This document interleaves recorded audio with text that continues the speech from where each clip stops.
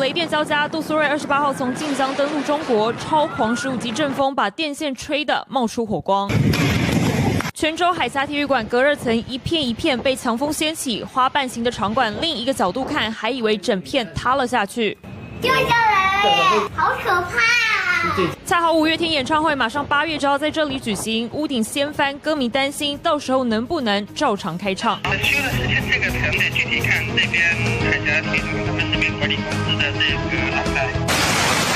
不止风强，暴雨猛灌福建沿海地区，24小时之内车子直接被灭顶，一夜之间家门口的马路变成一条黄河。这次没有台湾先挡着，杜苏芮是少数直扑中国的一手台风。光在福建省就有超过12万4千人被紧急安置。不过路径古怪的杜苏芮也带来了特别的伴手礼。这边的海域的话都特别多嘛，因为有时候吃的东西都比较多哦，是吃腻了。满地白色蚌壳，人手提一袋，装都装不完。强风过后，福建漳州沿海地区民众乐得减生蚝。